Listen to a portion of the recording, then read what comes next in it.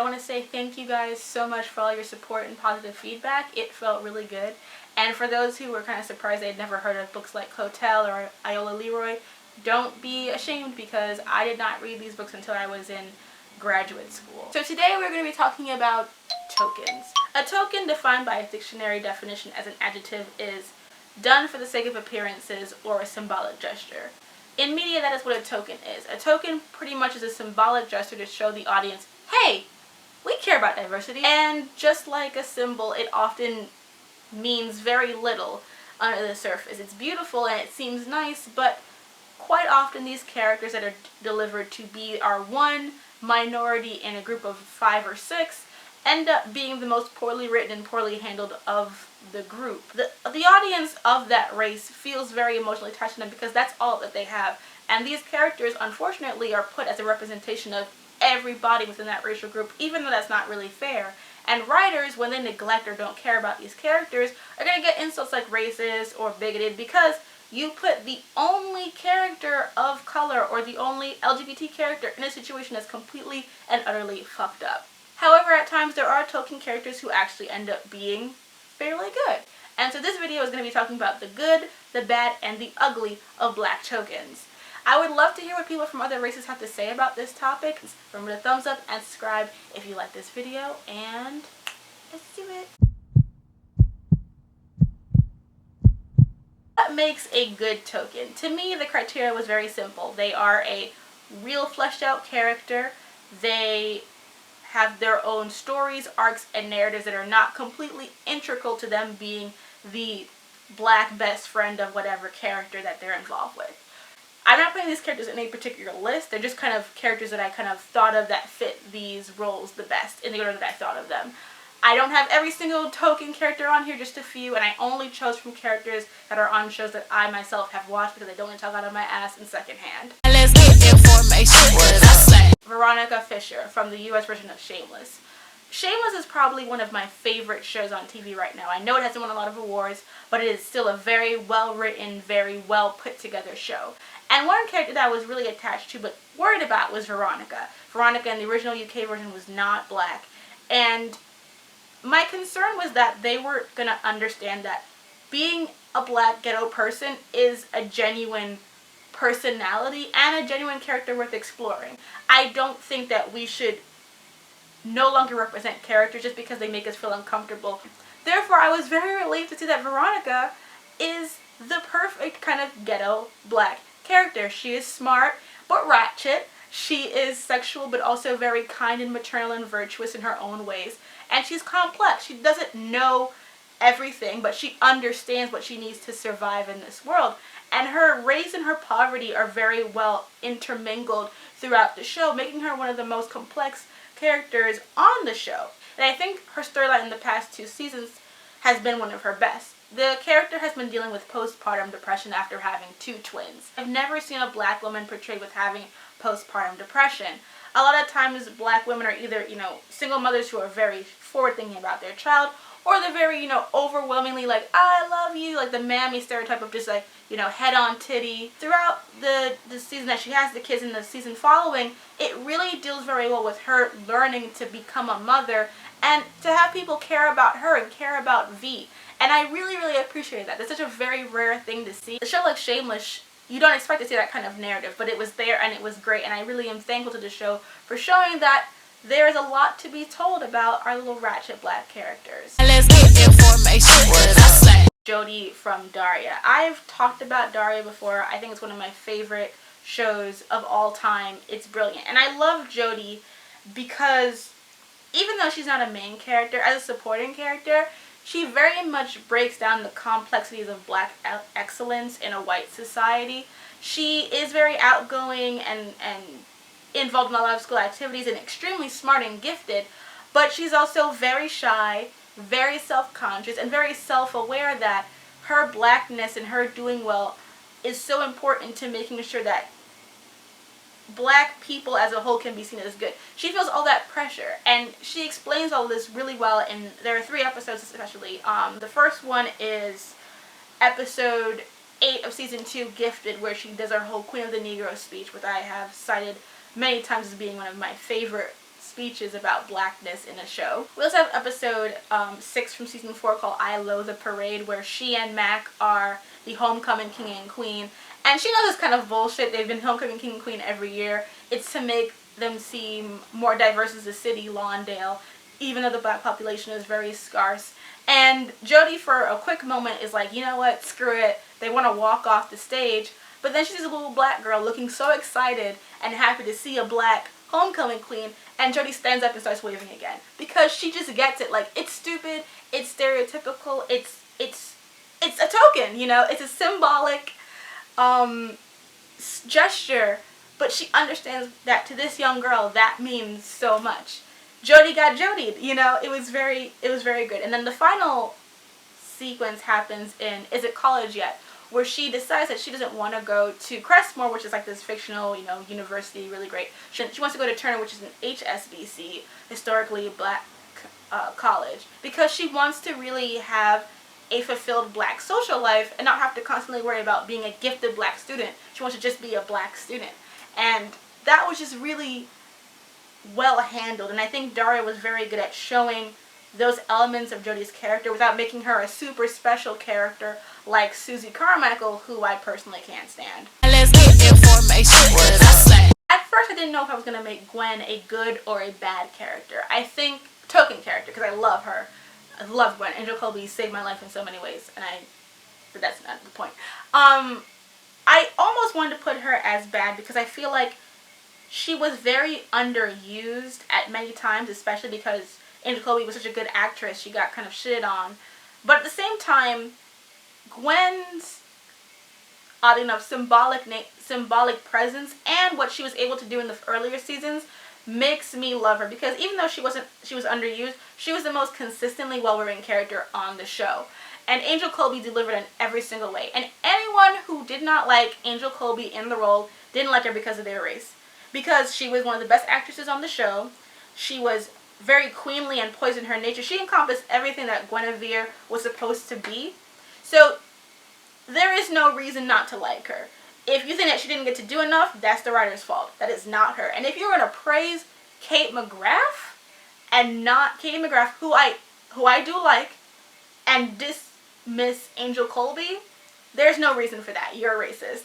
You have to just deal with that. She got to be everything that white actresses get to play in these kind of like timepiece roles, as being like the ingenue, being sweet, being kind, being the beloved, being the one that people want to fight for, people want to go save and go to war for and go fight dragons for. That was her. That was the black girl. She was the one everyone wanted to do that for. And I think that what made it even better for me was that in the end of the show, she got to live and she got to reign as queen by her damn self. Now, I'm still mad about how they fucked up Gwen and Arthur, and I'll talk about that very soon. But at the same time, at the end, it's going to be Gwen. Not flop Arthur, not flop Merlin, who's going to bring back magic, make Camelot great again. It's going to be all on her. She's the one who's going to lead everything to be this excellent. And I love that. I love that aspect of it. And I enjoy that she got to break the mold of what a black girl can do in fantasy. Let's get information. What did I say? Angela Moore from Boy Meets World. Before Girl Meets World came and did a complete hot shit on Angela's character, she was one of the most important black girls on TV to me growing up.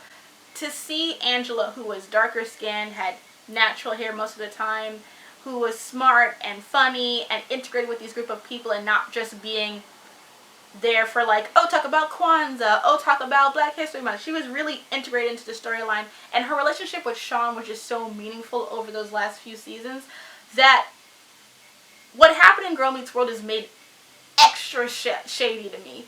But I will be doing a video on interracial romance next week, so I'm not going to get too much into that. But what I will say is that I loved that Angela was not just Sean's girlfriend. She was Topanga's best friend. She was Corey's friend. I love that there was a whole episode in Boy Meets World about Corey wanting to prove to Angela that Angela meant just as much to him as she did to Topanga. That was so important to her, to him, to their relationship, and that's why I hate Girl Meets the Hurricane, because they just talk about Angela as if she was like a blip on the radar, like she just came, ruined Sean's life, and left. Like, no, she was your friend, she was your compatriot, you were a team, and they fucked it up. Let's get information. What I say? I love John Diggle. I think he is one of the best examples of how much you can do with the black male character being kind of like a sidekick without making him be the sidekick. Since the very beginning, his family life has been involved. We've known what he stands for. We know about his integrity. We've watched him grow as a character. He's very engaging and smart. And I just love that he never just became one thing. He just was never his friend or that driver. He was Diggle. And he got to show so many facets of his character throughout the show. And I love that now with this whole thing with his brother's storyline has finally been reaching to its peak after years of development.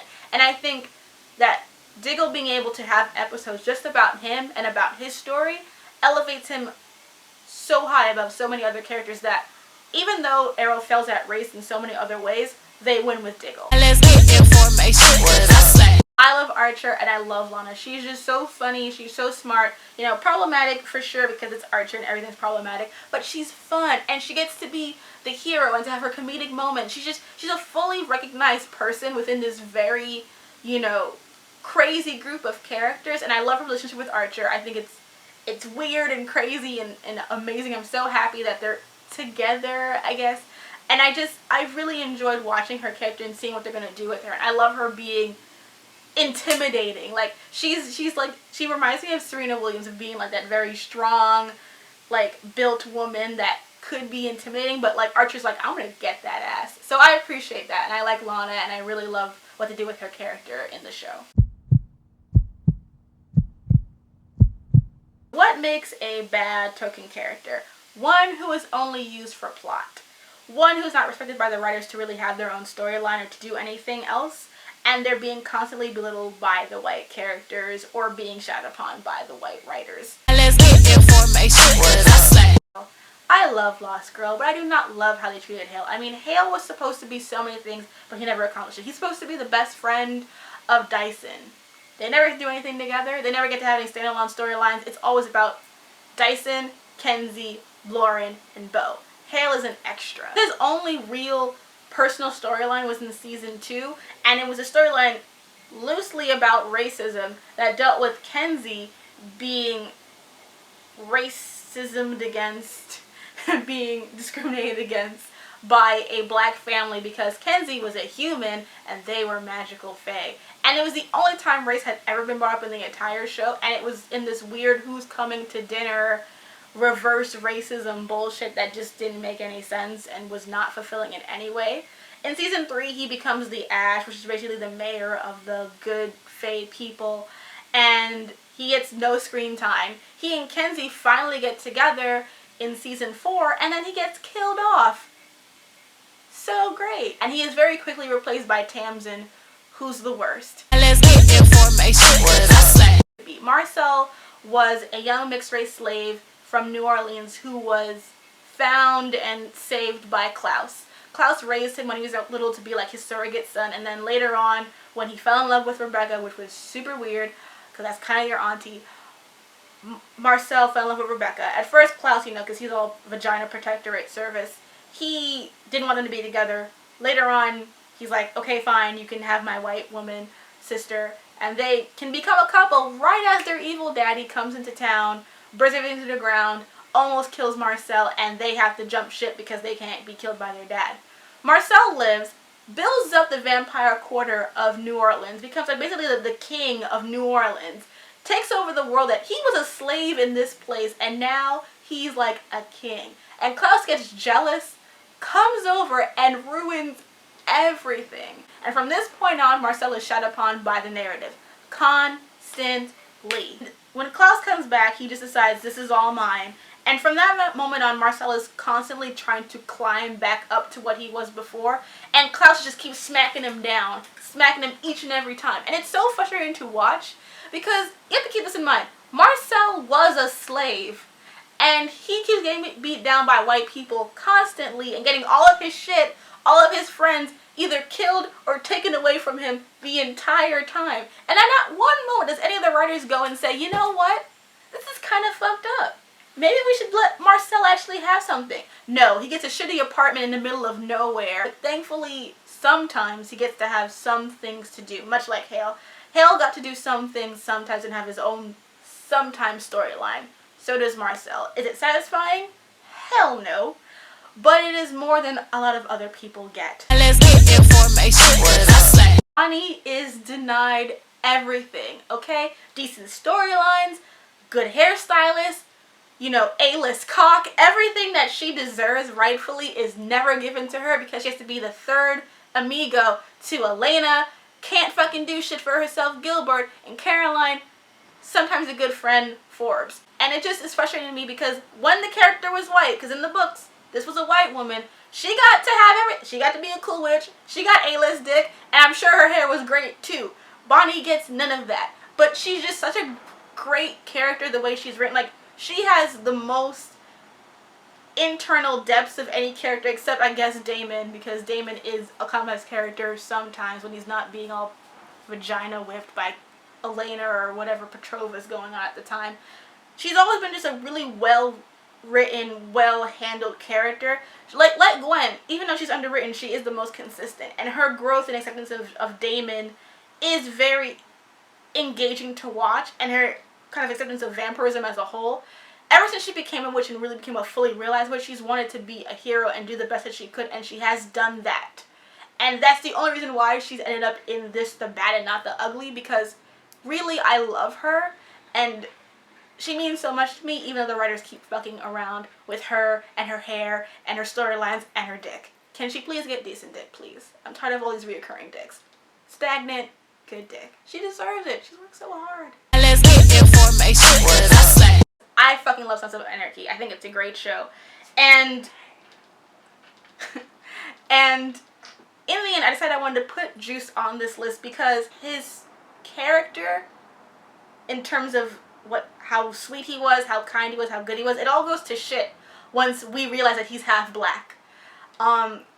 There's basically a storyline where ATF wants to do an investigation on the Sons. They're trying to do this whole thing to round up the club and fuck them over, basically. And they blackmail Juice into being one of the people who they get information from to get the Sons, which Juice does. He steals from them, he gets another member killed. He feels extremely guilty about this, and he tries to hang himself. And the reason is because black people are not allowed in the Sons. And so, to Juice, this is his family, his community. He does not want to lose it. And it sends him into this mental catastrophe. He just does so much dumb shit and just ruins everything good about who he was because of this. And I think the worst part of it is that when everyone finds out that's why he's been upset, they're kind of like, really, dude? That's why you were mad? And I'm just like, why wouldn't he be concerned? It's in your charter that you don't let black people in. Why wouldn't he think that you would either kill him or exile him? I mean, he didn't tell you about it. He lied to you about it for years. They treat it like it's such a non-issue when clearly it is, because you don't have any black members and you say the N-word a lot and you talk about black and brown. Like, I don't understand why it's treated like it's not an issue, and that makes me even more aggravated because it caused him so much emotional grief, and he spends the rest of his story arc trying to make up for the fact that he did this to his family because he was afraid how his family would respond to him being actually black. It got to me so much. I felt so bad for him because up until that point, Juice is kind of like the softest of the gang members. He's just a tech nerd. He's very sweet, very cute, very kind of innocent, and his innocence is broken when he acquires blackness.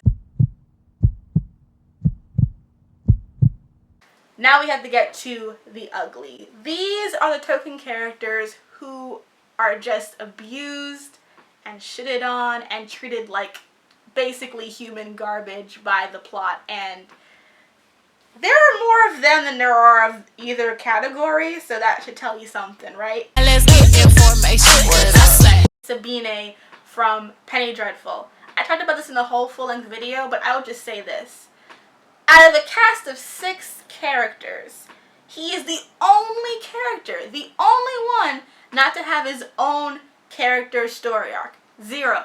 All he got was ambiguous voodoo magic, ambiguous scarring, and he gets to die unceremoniously giving himself up to a white werewolf to just eat him and give in to his inner monster. Like, he delivers himself as a sacrificial lamb to save a white person. I just, like, it's... What? Let's get information. What did I say? I will put in a caveat here. I only watched 6 episodes of Black Sails. People told me that it got better and that it was good in the end, and so I may go back and watch it, especially since there's supposed to be a bisexual character on it, and you know that's my shit. So I will recheck it out, and maybe I'll come back and be like, oh, Max got better. But the episodes that I watched, half of them she spent getting raped, like, over and over again. And I was just watching it like, so what the fuck's going on here? Maybe it got better, maybe it didn't. I will find out soon enough. But right now, Max is definitely in the ugly side of the tokens. Let's get information. What did I say? Every single black character on Once Upon a Time either kills or writes off any black character they have. Sydney, he was Regina's bitch. Then he got he got locked up. Then he was the Ice Queen's bitch. And then he also left. Which is so... They got that actor to come back to be a servant and then leave again. Great writing. Okay, then you got Ursula, the least powerful of the Queens of Darkness. After her solo episode, she's gone. You never see her again. She was the first one to leave, mind you. The rest of the characters get these long arcs or long plots. One episode, she's gone. Great. Then you got Gus. He got killed real quick. Then you had Lancelot, implied to be dead, comes back, gets a few cameos, gone, never hear from him again. And then you get Merlin, so hot, so powerful, dies. Yeah. So, we get Rapunzel, she gets a solo episode, never see her again. I don't even think she has a Storybrooke counterpart. That's how much Once Upon a Time just loves black people. Let's get information. What did I say? Secret Circle. That's 2 for Jessica. I can honestly say I don't remember anything about this character, so that she was the only black person in the main cast. Duh. You know, fits the quota. And she did literally not a fucking thing. I think she was basically Faye's best friend cheerleader person. I mean, there was a voodoo storyline in this show, and he still didn't give it to her. A voodoo storyline, and the black girl didn't even get dibs on that? That's the society that we live in. Let's get information. What did I say? Elian from Merlin. Literally one of the most useless characters on the show. I mean, they gave him nothing to do. He's Gwen's older brother. Didn't show up when their father died. All of a sudden, he becomes a knight.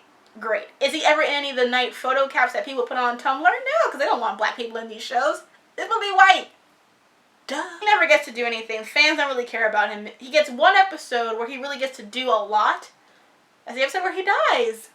Come on, guys. And the thing about it, too, anytime you have a character who's black, and they spend most of the show not doing anything, and they get one episode to themselves, you're just like, oh, this is where they die. Is it like called the T-Dog effect now? I mean, it's just been like...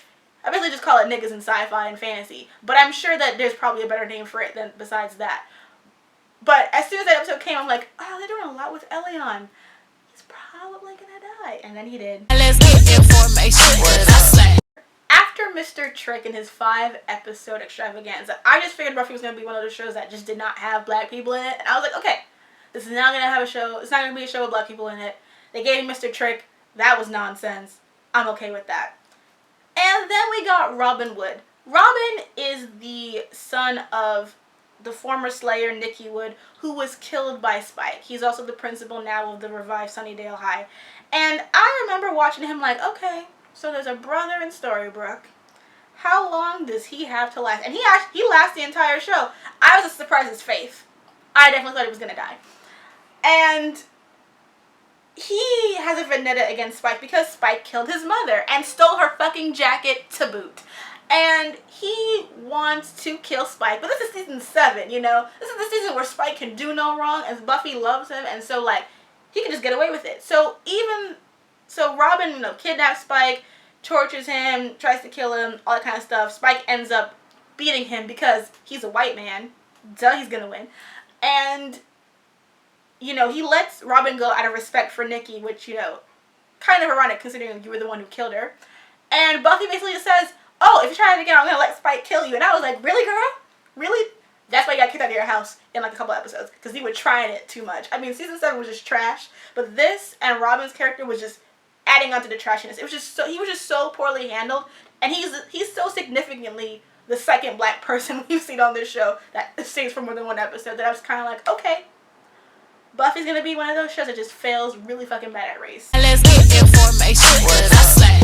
Tara Thornton from True Blood. Tara Thornton is one of the most disrespected black characters I have ever seen on a sci-fi show. She spent so many seasons getting fucked up and then gets to die off screen unceremoniously. Fuck you, True Blood, for that. Fuck you for that, because you put Tara through so fucking much. Her mama beating her alcoholism, Jason being all blind, even though she's the best looking girl in town, looking at all those basic bitches. You know, Sam can't stay loyal to her because he's in love with Suki. She gets turned into a vampire. She can't even be with her lesbian love no more. Ends up with Pam. Pam really loves Eric more than she loves anybody else. Then she dies. She got her head blown off for Suki. Suki. I've been watching too much Gilmore Girls. Got her head blown off. Nothing. Okay? She gets fucked over. Disrespectful. Okay? And when I saw that finale episode, because I didn't watch the rest of it, but I watched the finale, and I saw everyone at that table just chilling and being happy, I'm like, Tara is not here. Fuck this show. Because Tara suffered the most emotionally throughout her entire life by all these fucking people, and she don't get no happy ending? Alright, guys. Seen it. This is why I haven't rewatched the series since it ended, because y'all really tried it with me. Because if you just let Tara live, I could have just been like, okay, there's sci-fi that can do black people, but you killed Tara? Fuck you. Let's get information. What did I say? Finally, we have Darryl Morris from Charmed, and it was so funny because I almost forgot about Charmed, because I loved this show when I was a kid, and I definitely remember the character, but I couldn't remember what he does, and that's because it doesn't do much. I rewatched the show maybe about 3 years ago, and I just remember just him getting screwed over a lot. I mean, his life, his job, his family was put in jeopardy constantly, and the girls just not give a solid wick of fuck. They just let him go through so much hell for them constantly. I mean, he was the butt monkey of the show. Even when they put characters that are in positions of power, like a detective or an Ash or leader of a motorcycle gang, you can still get fucked over by narrative if people try hard enough. That's a fact. Thank you guys so much for watching. I really appreciate all the positive feedback I've got, and I really hope you enjoyed this video. There was more cursing in it, so that's more fun, and it's much less academic. I apologize for that. But next week we'll be talking about interracial romance. Past, present, and future? We will see. Anyway, thank you so much for watching, and I'll see you next week. Bye.